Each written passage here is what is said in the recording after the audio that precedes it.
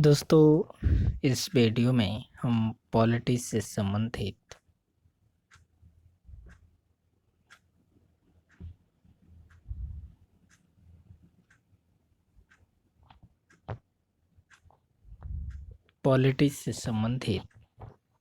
कुछ current affairs को देखेंगे, जिसमें से ये जो हमारा सेशन चल रहा है मई 2019 से लेकर के फरवरी 2020 के बीच में पॉलिटिक्स से संबंधित क्या-क्या घटनाएं घटित हुई हैं, उनको हम देखते हैं। तो यह जो हमारा टॉपिक है वह अधिकार है।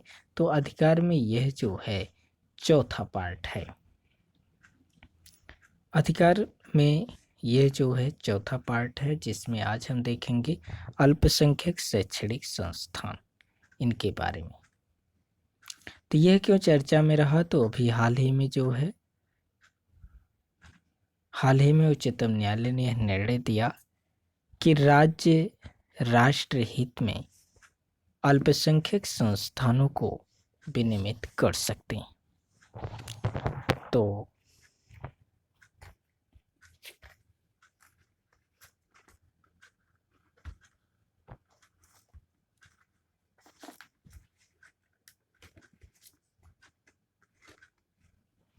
राज्य जो है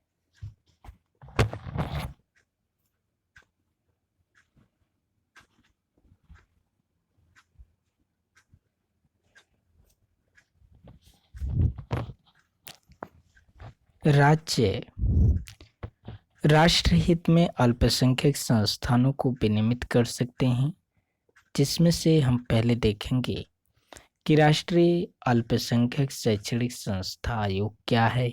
national commission for minority educational institutions, NCMEI। यह एक जो है अर्ध न्यायिक निकाय है, जो संपूर्ण भारत में अल्पसंख्यक शैक्षणिक संस्थानों के प्रमाणन को विनियमित करता है। इसके अध्यक्ष उच्च न्यायालय का एक सेवानिवृत्त न्यायाधीश होता है और इसके जो 3 सदस्य उनको जो है केंद्र सरकार द्वारा नामित किया जाता है। इसे दीवानी न्यायालय की शक्तियां प्राप्त हैं और इस तरह के मामले में इससे आरंभिक और अपीली अधिकारिता प्राप्त है, जैसा कि जोसेफ ऑफ क्लोनी बनाम पश्चिम बंगाल राज्यवाद में उच्चतम न्यायालय द्वारा निर्धारित किया गया है। तो जो राष्ट्रीय अल्पसंख्यक शैक्षणिक संस्था आयोग है, यह क्या है? यह एक अर्ध न्यायिक निकाय है और यह संपूर्ण भारत के अल्पसंख्यक शैक्षणिक संस्थानों के प्रमाणन को विनियमित करता है। और जो इसके सदस्यों की संख्या है, तो इसमें इसका एक अध्यक्ष होता है, जो कि उच्च न्यायालय का सेवानिवृत्त न्यायाधीश होता है, और इसके जो 3 सदस्य होते हैं उनकी नियुक्ति जो है या उनको जो है केंद्र सरकार द्वारा मनोनीत किया जाता है या नामित किया जाता है। तो जिसमें से इसे दीवानी न्यायालय की शक्तियां प्राप्त हैं और इस तरह की जो आरंभिक और अपीली अधिकारिता है इसको प्राप्त है। आयोग को अधिनिर्णय और परामर्शी शक्तियां प्राप्त हैं। यह एक अल्पसंख्यक शैक्षणिक संस्थान के विश्वविद्यालय के रूप में प्रमाणन संबंधी विवादों पर निर्णय करता है। जो अल्पसंख्यक शैक्षणिक संस्थान हैं उनकी एक विश्वविद्यालय के रूप में, यूनिवर्सिटी के रूप में प्रमाणन संबंधी विवादों का निर्णय करता है। इसे स्वतः संज्ञान के आधार पर अपनी पसंद के शिक्षण संस्थानों को स्थापित करने और प्रशासित करने संबंधी अल्पसंख्यक के अधिकारों से उन्हें वंचित करने और उनके उल्लंघन से संबंधित शिकायतों की जांच करने की शक्ति प्राप्त है। तो यह अपने संज्ञान में मामले को लेकर के कैसा मामला ले सकता है? जैसे कि शिक्षण संस्थानों को स्थापित करना, उन्हें प्रशासित करना, जो अल्पसंख्यक से संबंधित है, उनके अधिकारों से अगर उन्हें वंचित किया जा रहा है या उनकी वंचित करने या उनके उल्लंघन से जितनी भी संबंधित शिकायतें हैं उनकी ये जांच करने की शक्ति प्राप्त है इन्हें। यह अल्पसंख्यक द्वारा स्थापित अपनी पसंद के संस्थानों को की अल्पसंख्यक की स्थिति और विशेषता को बढ़ावा देने तथा संरक्षित करने के उपायों को निर्दिष्ट करते हैं। अगला है, यह अनुदान की शर्तों का उल्लंघन करने वाले संस्थानों को प्रदत्त अल्पसंख्यक दर्जे को भी निरस्त कर सकता है। यह जो अनुदान की शर्तों का जो उल्लंघन करने वाले जितने भी अल्पसंख्यक के संस्थान हैं, तो उन्हें जो है अल्पसंख्यक दर्जे को भी जो है निरस्त कर सकता है उनके। अगला है, भाषाई अल्पसंख्यक संस्थानों से संबंधित मुद्दे। संविधान के अनुच्छेद 350 के तहत स्थापित राष्ट्रीय भाषाई अल्पसंख्यक आयोग के पास NCMEI की तुलना में कम शक्तियां। तो जो राष्ट्रीय भाषाई अल्पसंख्यक आयोग है उसके पास जो हमारा NCMEI है उसकी तुलना में उन्हें कम शक्तियां प्रदान की गई अनुच्छेद 350 के तहत। यह केवल भाषाई अल्पसंख्यक के अधिकारों के संरक्षण के लिए सुरक्षा उपायों की समीक्षा कर सकता है। जो भाषाई अल्पसंख्यक संस्थान है वह जो है ओनली वन भाषाई अल्पसंख्यकों के अधिकारों के संरक्षण के लिए सुरक्षा उपाय की समीक्षा कर सकता है, इसके अलावा अदर में नहीं, और अपने निष्कर्षों के आधार पर संसद को सिफारिश प्रस्तुत कर सकता है। तो जो भाषाई अल्पसंख्यक संस्थान हैं उन्हें अनुच्छेद 350 के तहत जो NCMEI है उसकी तुलना में इनके पास कम शक्तियां हैं। भाषाई अल्पसंख्यक संस्थान भाषाई अल्पसंख्यक के अधिकारों के संरक्षण के लिए उनके सुरक्षा उपायों की समीक्षा कर सकता है और अपने जो निष्कर्ष हैं उसके आधार पर संसद की सिफारिशें प्रस्तुत कर सकता है। अन्य जो संबंधित तथ्य हैं इससे संबंधित, तो अल्पसंख्यक संस्थानों के विनियमन के संदर्भ में उच्चतम न्यायालय ने दोहराया कि अल्पसंख्यक संस्थानों के हित को प्रभावित किए बिना यदि ऐसे कदम का उद्देश्य अल्पसंख्यक संस्थानों में उत्कृष्टता, शिक्षकों की नियुक्ति के मामले से सुनिश्चित करना है तो यह अनुमत है। तो जो अल्पसंख्यक संस्थान के विनियमन के संदर्भ में जो उच्चतम न्यायालय ने अपना निर्णय दिया या दोहराया कि जो अल्पसंख्यक संस्थानों के हित को प्रभावित किए बिना यदि कोई ऐसा कदम उठाया जा रहा है जिससे कि अल्पसंख्यक संस्थानों में उत्कृष्टता सुनिश्चित करना है तो यह अनुमत है।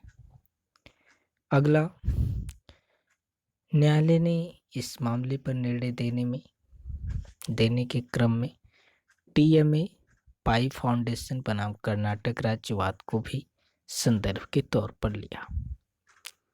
न्यायालय ने इस वाद में उच्चतम न्यायालय ने कहा था कि अनुच्छेद 30A के तहत मूल अधिकार न तो निरपेक्ष है और न ही विधि से ऊपर है।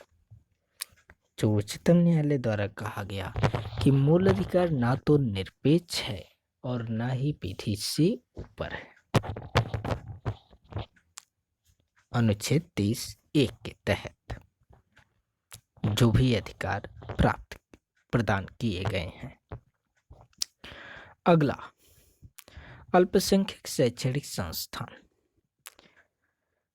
अल्पसंख्यक शैक्षणिक संस्थान क्या हैं? तो माइनॉरिटी एजुकेशनल इंस्टीट्यूशंस राष्ट्रीय अल्पसंख्यक शैक्षणिक संस्थान आयोग अधिनियम माइनॉरिटी एजुकेशनल इंस्टीट्यूशंस अल्पसंख्यक शैक्षणिक संस्थान को ऐसे कॉलेज या शैक्षणिक संस्थान के रूप में परिभाषित करता है जो किसी अल्पसंख्यक या अल्पसंख्यकों द्वारा स्थापित और प्रशासित है। तो जो अल्पसंख्यक शैक्षणिक संस्थान है वह यह परिभाषित करता है कि ऐसा कॉलेज, ऐसा शैक्षणिक संस्थान जो अल्पसंख्यक या अल्पसंख्यकों द्वारा स्थापित और प्रशासित किया गया है। भारतीय संविधान के में जो है अल्पसंख्यक शब्द को परिभाषित नहीं किया गया है। ज्ञातव्य है कि एनसीएमईआई अधिनियम में केंद्र सरकार द्वारा अधिसूचित समुदाय को अल्पसंख्यक के तौर पर परिभाषित किया गया है। तो जैसा कि यह कहा गया कि भारतीय संविधान में अल्पसंख्यक शब्द का जो है को परिभाषित नहीं किया गया है, अल्पसंख्यक शब्द की जो परिभाषा है उसको प्रोवाइड नहीं की गई है। तो जिसमें से जो एनसीएमईआई का अधिनियम है केंद्र सरकार द्वारा जो अधिसूचित है वह समुदाय को अल्पसंख्यक के तौर पर परिभाषित किया गया। तो जो एनसीएमईआई का जो अधिनियम है उसमें जो है केंद्र सरकार द्वारा अधिसूचित समुदाय को अल्पसंख्यक के तौर पर परिभाषित किया गया है। भारत सरकार की अधिसूचना के अनुसार भारत में कुल 6 अधिकृत धार्मिक अल्पसंख्यक समुदाय कौन कौन है?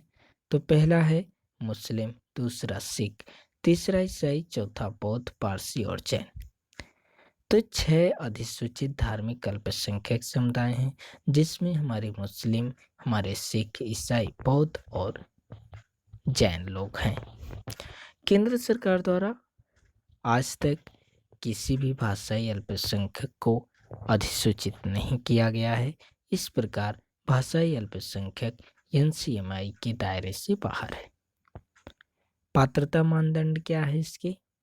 जो पात्रता मापदंड है वह शैक्षणिक संस्थानों की स्थापना और प्रशासन अल्पसंख्यक समुदाय द्वारा किया जाना चाहिए। यदि इसका संचालन किसी ट्रस्ट या पंजीकृत सोसाइटी द्वारा किया जाता है तो इसके अधिकांश सदस्य जो है अल्पसंख्यक समुदाय से होने चाहिए। तीसरा है कि इसकी स्थापना अल्पसंख्यक समुदाय के लाभ के लिए होना चाहिए। अगला जो है ऐसे संस्थानों की मान्यता और प्रमाणन के संबंध में कुछ राज्यों ने स्वयं के निर्धारित दिशा निर्देश जारी किए हैं।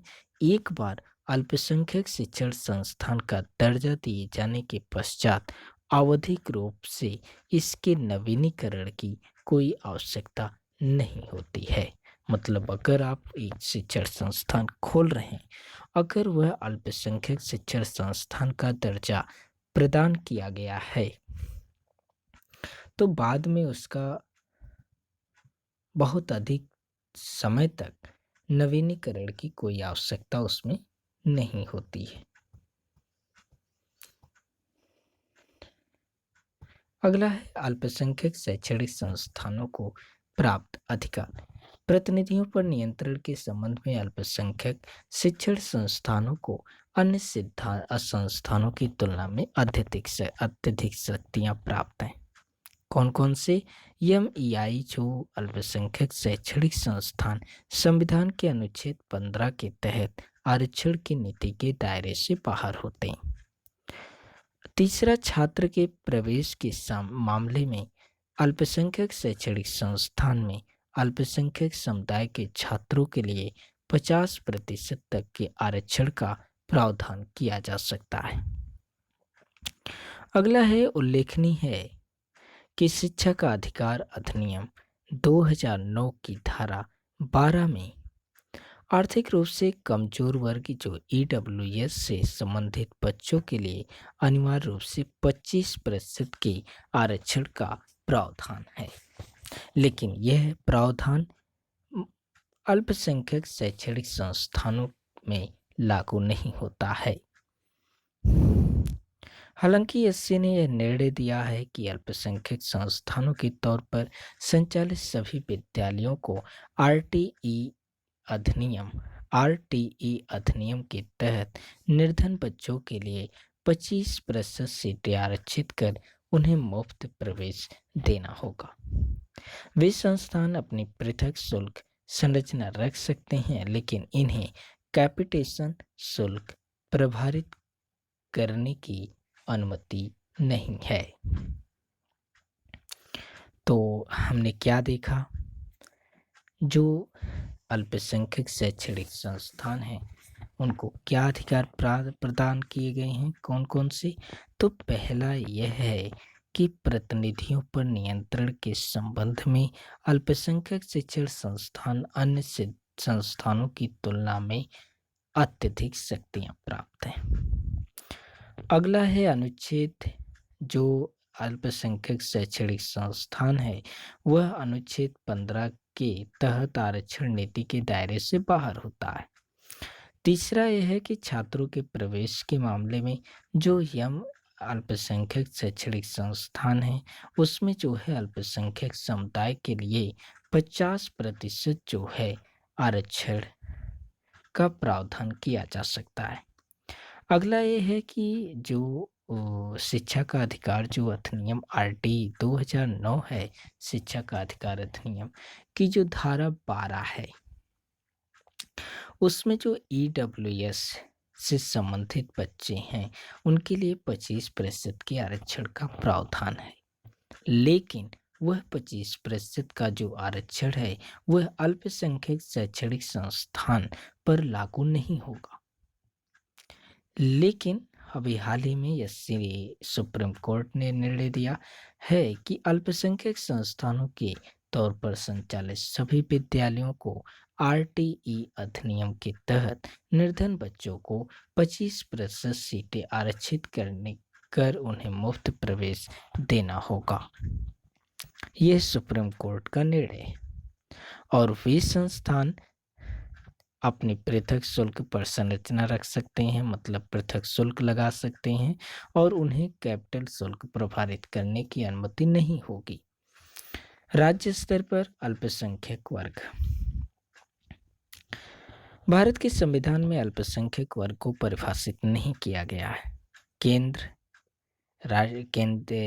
राष्ट्रीय अल्पसंख्यक आयोग अधिनियम 1992 की धारा 2 द्वारा जो प्रदत्त शक्तियां हैं उनके तहत किसी समुदाय को अल्पसंख्यक समुदाय के रूप में अधिग्रहित कर सकता है, जो राज्य स्तर पर है।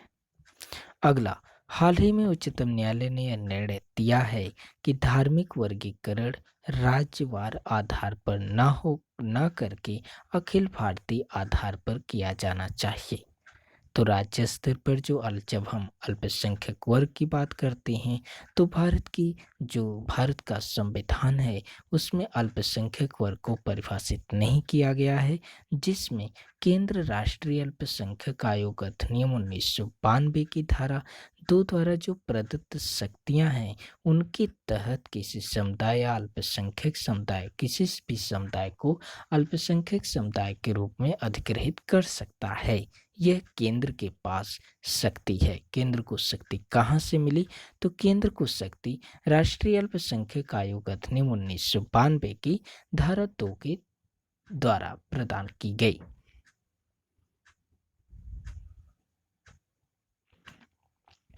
हाल ही में उच्चतम न्यायालय ने यह निर्णय दिया कि जो धार्मिक वर्गीकरण है वह राज्य स्तर पर न हो करके बल्कि अखिल भारतीय स्तर पर किया जाना चाहिए। यह उच्चतम न्यायालय के द्वारा निर्णय दिया गया।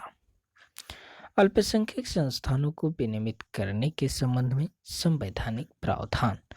तो जो अल्पसंख्यक संस्थान हैं उनको विनियमित करने के संबंध में जो संवैधानिक प्रावधान, उनको चलाने के संबंध में जो संवैधानिक प्रावधान है उसको हम देखते हैं। तो संविधान के अनुच्छेद 30 शिक्षा संस्थाओं की स्थापना और प्रशासन करने के अल्पसंख्यक वर्गों के अधिकार से संबंधित है।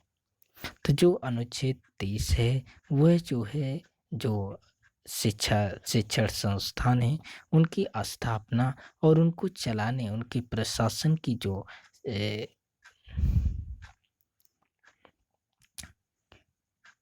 शक्ति है वह अल्पसंख्यक वर्गों के अधिकार से जो है संबंधित है। अगला अनुच्छेद 30 फर्स्ट जो है के तहत धर्म या भाषा पर आधारित सभी अल्पसंख्यक वर्गों को अपनी रुचि के शिक्षा संस्थानों की स्थापना और प्रशासन का अधिकार होगा।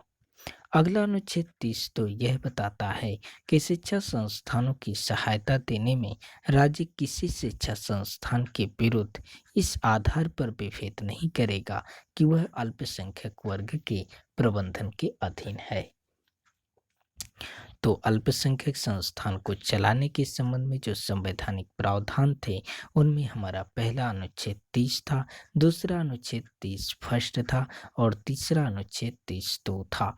अनुच्छेद 30 उनकी स्थापना और प्रशासन करने के अल्पसंख्यक के अधिकार को सुरक्षित करता है और 30 फर्स्ट यह कहता है कि अगर धर्म या भाषा पर जो आधारित अल्पसंख्यक अपनी रुचि की जो है शिक्षण संस्थान की स्थापना और प्रशासन का अधिकार उनके पास होगा। और 30(2) जो बोलता है वह यह बोलता है कि राज्य सरकार या केंद्र सरकार कोई भी शिक्षण संस्थानों को सहायता देने में राज्य किसी शिक्षा संस्थान के विरुद्ध इस आधार पर विभेद नहीं करेगा कि वह अल्पसंख्यक वर्ग के प्रबंधन के अधीन है। तो दोस्तों धन्यवाद। अगर आप लोग को ये वीडियो अच्छा लगे तो आप वीडियो को लाइक कीजिए, कमेंट कीजिए और चैनल को सब्सक्राइब जरूर कर लीजिए, क्योंकि हम इसी तरह से आप वीडियो लाते रहेंगे। ये तो धन्यवाद दोस्तों, फिर मिलते हैं अगले वीडियो में। धन्यवाद।